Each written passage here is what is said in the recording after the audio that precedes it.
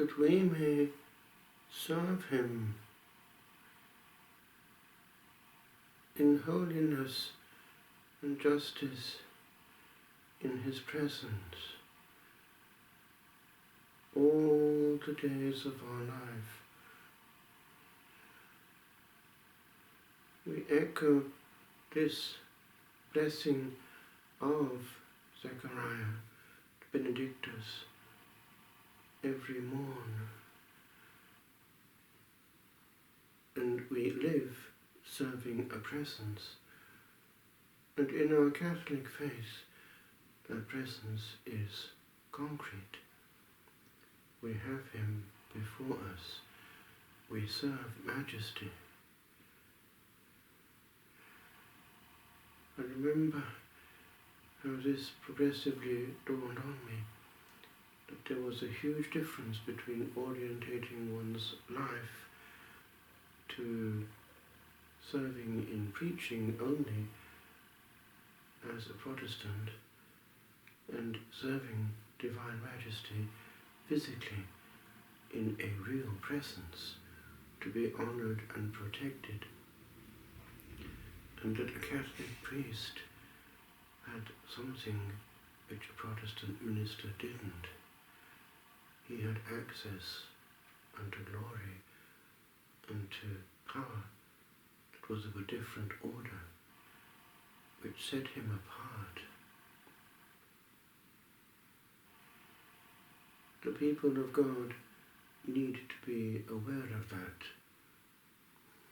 It is a false humility for a bishop or a priest to seek to be called by their first name and to be treated as a chum, and to cancel the signs of honour which belong not to him as a human being, but as a minister. For those signs are given to the one that is in him, that he holds and represents, and to think that it belongs to him as a person is a form of pride. On the contrary, the sacredness of the consecrated person needs to be perceived, and that serving of presence should extend to all his day, excluding the profane, the vulgar, the obscene, bad words, bad temper, bad treatment of others, for we serve all the time the presence. And with the clarity of vision that is required of us, we see that presence also in the soul before us. Alas, we can be a black house in the ocean and not a lighthouse when we give a bad example and emit pain.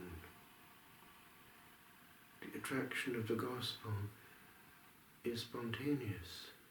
Indeed, Pope Benedict, in one of his writings published after his death, did indicate that the power of attraction of Christianity and its success in global evangelization over the centuries was due to its attraction by fascination and goodness. It wasn't the same as other religions, which might be using other means. For it is the true religion, and it is the life of the Trinity extended unto man on earth. And therefore we see why the Lord insisted in his final discourse on the new commandment, streamlining all in this. By this shall men know that you are my disciples. And so it is that when the angels come, they sing glory, but they also proclaim peace. Peace to precisely those whose will is well orientated and who are pleasing to God. The good will is something that binds all humanity who are orientated towards the light spontaneously, and in that we meet many a distant soul. The council documents have indicated that there are semina verbi, seeds of the word around, that the Spirit of our God is pulling and trying to get into all souls out there, created by God. And therefore, the vision that we have is that of the Blessed Trinity. Lord, let this day be a day of peace. Let me serve Thy Majesty well.